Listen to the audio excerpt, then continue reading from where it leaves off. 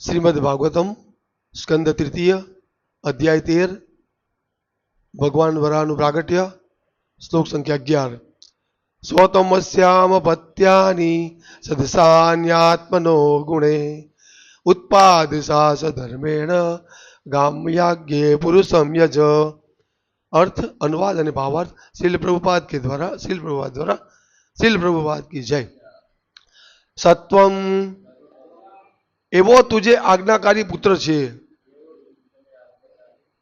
अस्याम तेणीमा अपत्यानी बाळको सदसानी समान आत्मन पोताना गुणे गुणोथी उत्पाद्य पैदा करी साहस शासन कर धर्मेण धर्मना सिद्धांत प्रमाणे गाम जगतनु यज्ञ यज्ञ वडे पुरुषम भगवान ने यज पूज। अनुवाद हिंदी में कोशिश करूँ चलो, ये गुजराती में हिंदी में जो बोला नहीं ट्राई करूँ चलो। ओके हिंदी में ओके। अनुवाद पहला तो गुजराती वाँची लो पछी हिंदी में भी अनुवाद हिंदी का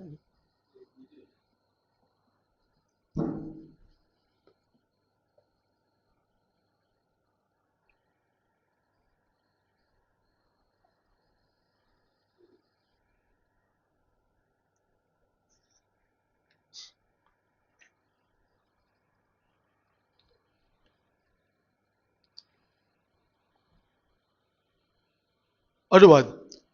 चूंकि तुम मेरे अत्यंत आज्ञाकारी पुत्र हो, इसलिए मैं तुम्हें आदेश देता हूं कि तुम अपनी पत्नी के गर्भ से अपने ही समान योग्य संतानें उत्पन्न करो।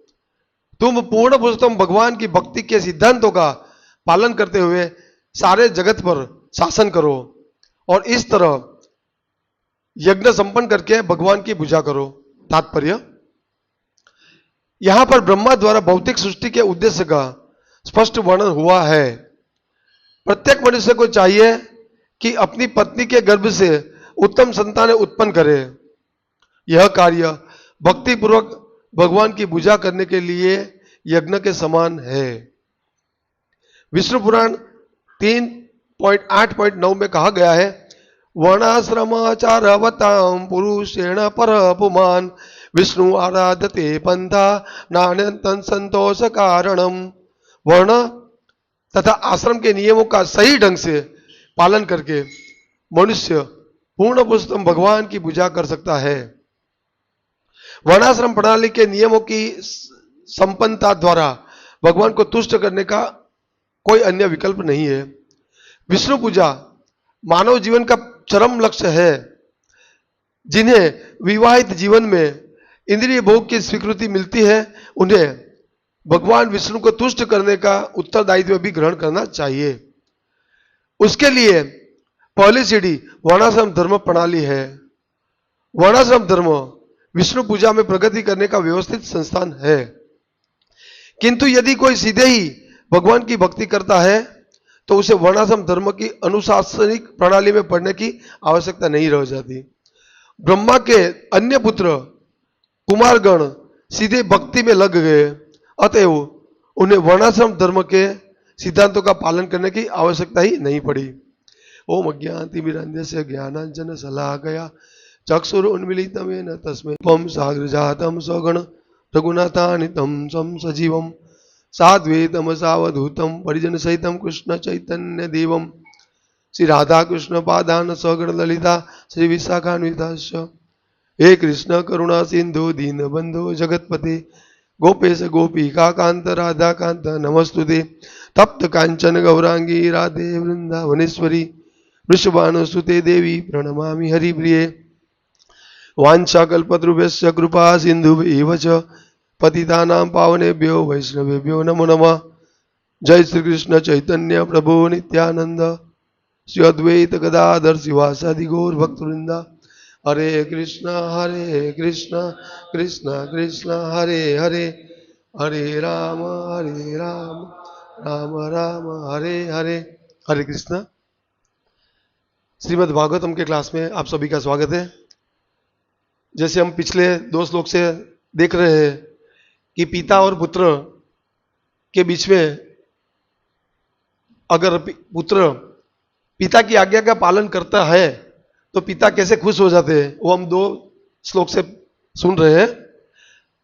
अब यहाँ पे ये जो 11वां श्लोक है, यहाँ क्या है कि चूंकि तुम मेरे अत्यंत आज्ञाकारी पुत्र हो, इसलिए मैं तुम्हें आदेश देता हूं कि तुम अपनी पत्नी के गर्भ से अपने ही समान योग्य संतान उत्पन्न करो। तुम पूर्ण पुरुषोत्तम भगवान की भक्ति के सिद्धांतों का पालन करते हुए सारे जगत पर शासन करो और इस तरह यह यज्ञ संपन्न करके भगवान की पूजा करो। तो आज्ञाकारी पुत्र का, जब आज्ञाकारी पुत्र की बात आती है तो हम देखते हैं कि अयोध्या में मंत्री सुमंत्र को दशरथ राजा ने बोल दिया कि भाई कल, अभी मेरा भी आयु बहुत हो गया है, तो कल हम रामचंद्र भगवान राम को राजगादी पे बिठाएंगे, तो आप पूरी तैयारी कर लो। तो अयोध्या के अंदर पूरा रामचंद्र भगवान को राजगादी पे बिठाने के लिए पूरा तैयारी चल रहा है। सबको आदेश दे दिया गया है कि अयोध्या के अंदर पूरा जितना गली है, जगह है, रोड है, जहां गांव है, जहां पे बाग बगीचा है, सबको पूरा श्रृंगार कर दो, क्योंकि कल रामचंद्र भगवान को हम उसका राज्याभिषेक करेंगे। तो पूरी तैयारी चल रही है। वशिष्ठ ऋषि को भी बोल दिया है, वशिष्ठ ऋषि भी आ गए, सब जो जरूरी चीज है वो लेके राज्याभिषेक के लिए, सब नदी का जल, जो कुछ पवित्र चीजें हैं वो सब कुछ लेके वशिष्ठ ऋषि भी आ गए और पूरे अयोध्या में आनंद की लहर है, क्योंकि अयोध्यावासी जो थे वो सब रामचंद्र भगवान को बहुत प्रेम करते थे। तो सबको पता चला कि कल अब रामचंद्र भगवान का राज्याभिषेक होगा, तो प्रजाजन भी बहुत सुखी थे और सब पूरी तैयारी में लगे थे राज्याभिषेक के लिए। और ये चल रहा था, तो वही मंत्रा को भी, ये मंत्रा जो कैकेयी की दासी थी, जनक राजा ने उसको साथ में दिया था दासी को, वो कुबड़ी थी, कुब्जा को, तो कैकेयी के साथ में जनक राजा ने इसको दिया था दासी को, मंत्रा को। तो वो मंत्रा को पता चला कि भाई कल रामचंद्र भगवान का राज्याभिषेक होगा, तो फिर वो कैकेयी के पास गई और कैकेयी को बोला कि तुझे, कैकेयी भी खुश थी, रामचंद्र भगवान को राज्याभिषेक मिलना, वो भी खुश थी। तो मंथरा फिर गई वहां पे और उसको बोला कि कल तुझे कुछ पता है, कल रामचंद्र भगवान का राज्याभिषेक होगा? तो फिर बोलती हाँ मुझे पता है। पर वो फिर मंथरा जो है वो उसको पूरा इतना उसका मन जो है उसका दूषित कर देती है कि अगर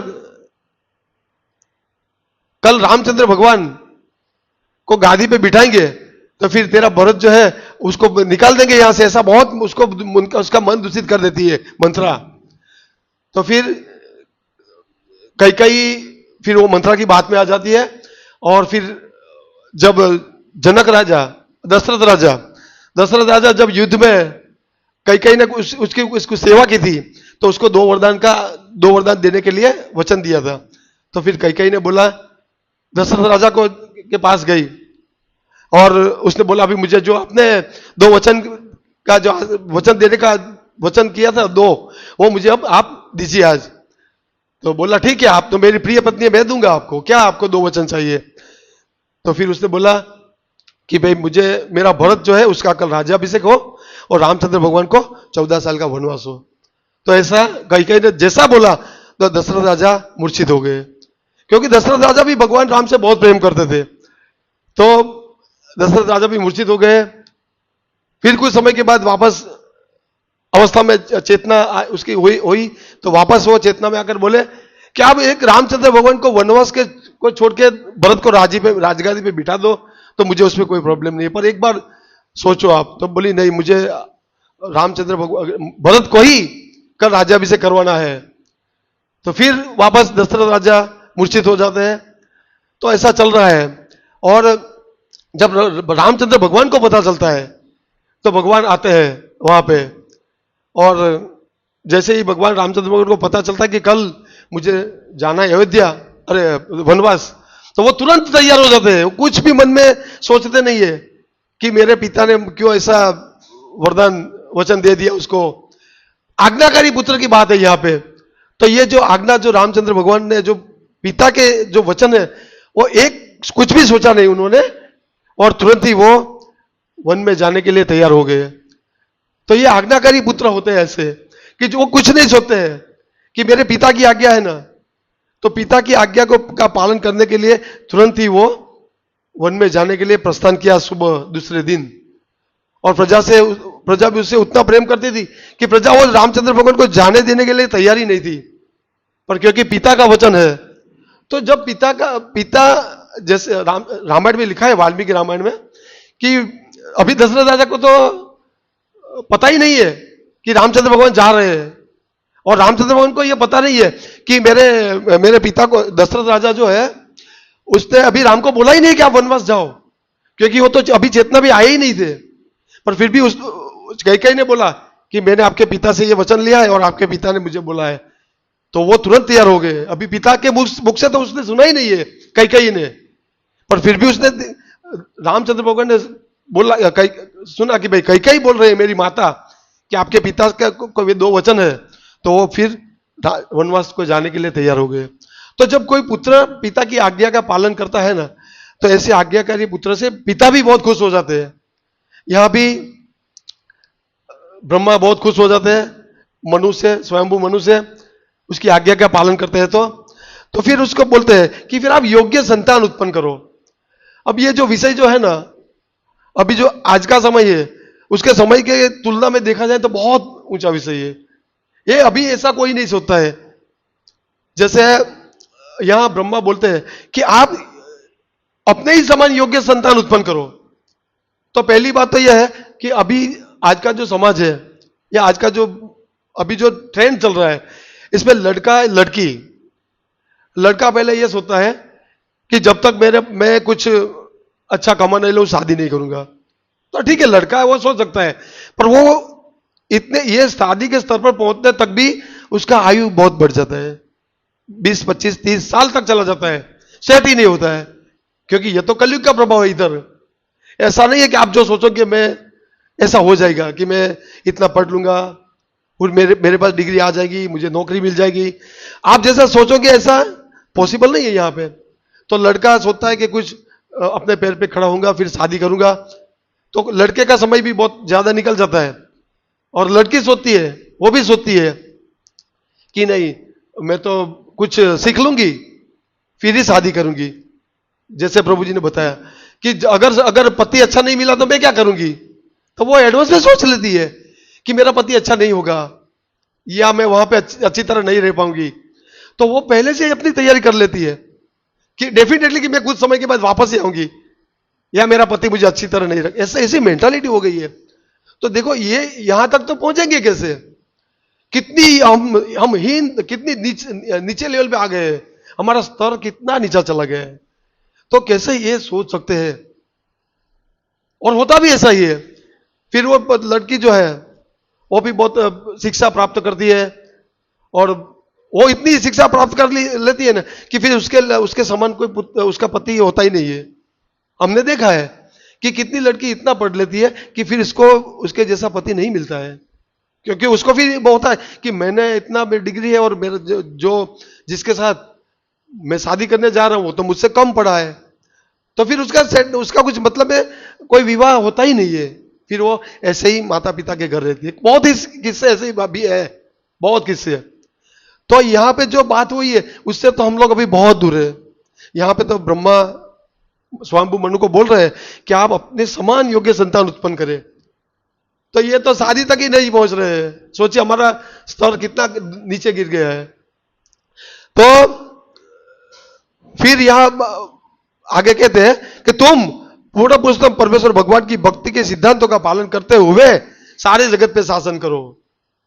तो यहां ब्रह्मा स्वयंभू मनु को शासन करने का भी बोल रहे हैं, पर कैसे, पूर्ण पुरुषोत्तम भगवान की भक्ति का सिद्धांत का पालन। कौन कहाँ ऐसा होता है? अभी नहीं होता है। इसलिए क्या होता है कि सब पूरा अर्थतंत्र है वो अस्त व्यस्त हो जाता है, प्रजा सुखी नहीं होती है और आए दिन युद्ध चलता रहता है, परिस्थिति विकट होती रहती है, हर दिन कुछ ना कुछ होता रहता है। क्यों क्यों होता है? क्योंकि भक्ति के सिद्धांत का पालन ही नहीं होता है। हम पहले भी चर्चा कर चुके हैं कि अगर कोई राजा को कुछ प्रश्न होता, प्रॉब्लम होती, समस्या होती थी, तो वो लोग अपने गुरु को बुलाते हैं और ये ऋषि को सबको बुलाते हैं और पूछते कि अभी हमारे राज्य में ये समस्या है तो हम क्या करें। तो जो ऋषि मुनि थे, जो वो लोग उसको शास्त्र के आधार से आज्ञा देते थे कि अभी आप ये करो, आप ये यज्ञ करो, आप ये कार्य करो तो हमारा ये समस्या हल होगा। तो आजकल तो ऐसा कुछ हो ही नहीं रहा है, तो कैसे प्रजा सुखी होगी? कैसे होगी सुखी? तो वास्तव में अगर अर्थतंत्र या प्रजा को सुखी करना है ना, तो जो भक्तगण है, भक्तगण, उसे भी इसमें जाना चाहिए। ये जो प्रजा का शासन है उसमें थोड़ा इन्वॉल्व होना चाहिए, ताकि वो भक्त जो है वो भक्ति का सिद्धांत रख सके और प्रजा का सही अर्थ में लाभ हो। क्योंकि अगर भक्त कोई पद पे जाएगा तो वो प्रजा का सही कल्याण सोचेगा, तो वो कुछ ऐसा करेगा कि जैसे प्रजा भी सुखी हो और पूरा तंत्र जो है अच्छी तरह चले। तो इसलिए यहां ब्रह्मा बोल रहे हैं कि भगवान की भक्ति का सिद्धांत बहुत जरूरी है। अगर भक्ति का सिद्धांत नहीं करेंगे हम तो फिर कुछ फायदा नहीं। जैसे आगे कथा आएगी राजा वैन, वो जो राजा वैन है वो पूरा अभक्त है, पूरा जितना भी किसी को भक्ति नहीं करने देता है, बहुत परेशान करता है। तो फिर उसको सब ऋषि मुनि सब मंत्रोच्चार करके उसको मार देंगे। तो ऐसे राजा से क्या फायदा? जो प्रजा को उसका जो सही उद्देश्य है, सही उद्देश्य क्या है? भगवान विष्णु की भक्ति, ये सही उद्देश्य है। अगर कोई राजा अपनी प्रजा को ये नहीं सिखाता है तो वो राजा नहीं है, उसका शासन सही नहीं है। यहां ब्रह्मांड के महान पहले आत्मा ब्रह्मा जी ये बोल रहे हैं कि हे स्वयंभू मनु, तुझे भक्ति का सिद्धांत करते हुए पालन करना है, ये शासन करना है। तो ये सबसे जरूरी चीज है। अगर हमारे राज्य में सब कुछ समृद्धि है, सुख समृद्धि है, पर भगवान नहीं है तो क्या मतलब है? इसलिए यहां ब्रह्मा बोल रहे हैं कि भक्ति का सिद्धांत चाहिए और भगवान की भक्ति का सिद्धांत करके ही राज्य का शासन करना है। और इस तरह यज्ञ संपन्न करके भगवान की पूजा करो। तो ये आदेश है, राजा बनो। कुछ भी आपके पास अगर कुछ भी पद है, पर हमको ये सिद्धांत पालन करना है। ये सिद्धांत पालन करने से ही सबका परम कल्याण होगा।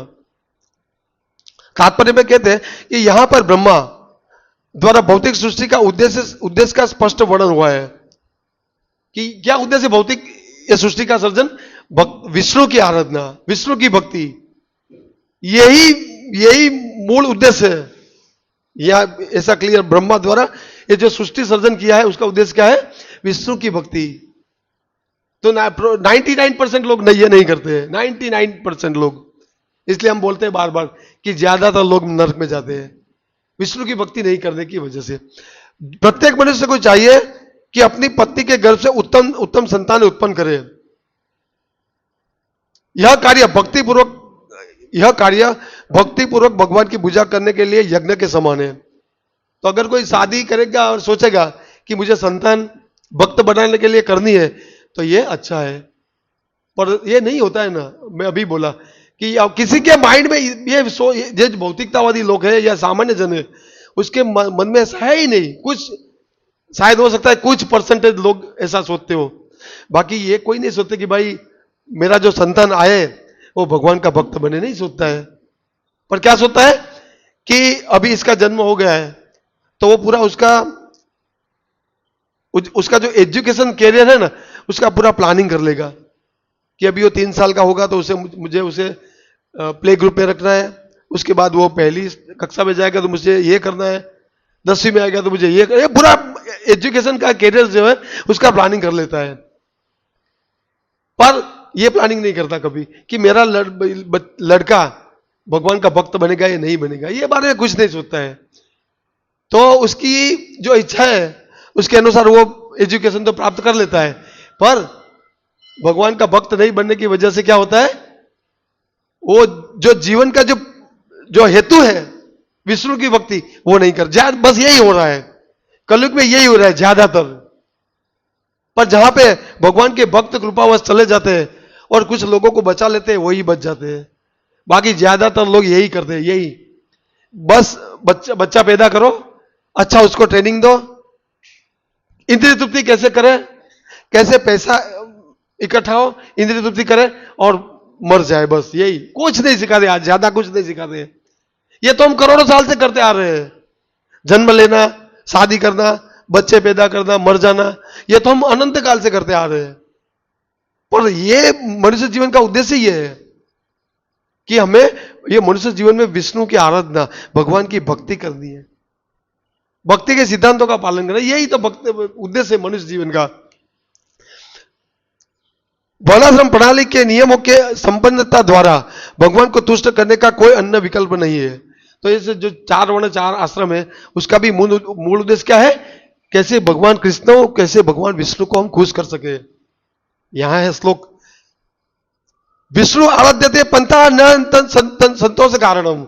विष्णु की आराधना इसलिए, विष्णु को खुश करने के लिए ही मूल ये जो 4 वर्ण जो आश्रम है इसलिए बनाए गए हैं। आप कोई भी आश्रम में हो, कोई भी वर्ण में हो, उसका मूल उद्देश्य क्या है, अगर कोई पाप योनि भी है, शूद्र, अगर कोई शूद्र भी है ना, तो भी वो मुझे मेरी परम गति को प्राप्त कर सकता है। ते भी यानी परम गति, भगवान ने तो कभी ऐसा नहीं बोला कि अगर कोई शूद्र होगा तो मेरे वैकुंठ में नहीं आएगा, नहीं बोला है। पर कुछ लोग ऐसे हैं, वो ऐसा समझते हैं कि हम लोग शूद्र है इसलिए हमें ऐसा कार्य करवाते हैं, हमको नीचा गिनते हैं। ऐसा है ही नहीं कोई जगह पे, शास्त्र का ज्ञान नहीं है इसलिए लोग ऐसी बातें करते हैं और फिर वो लोग धर्म के विरुद्ध कार्य करते हैं। ऐसा बोलते हैं कि हमें भगवान का नाम नहीं लेना है क्योंकि ये भगवान को हमको शूद्र मानते हैं, हमको नीचा मानते हैं, ऊपर से जानते हैं, पूरा जानते नहीं है। गुरु जी से परंपरा के द्वारा जानने की नहीं वजह से ये सब प्रॉब्लम होते हैं।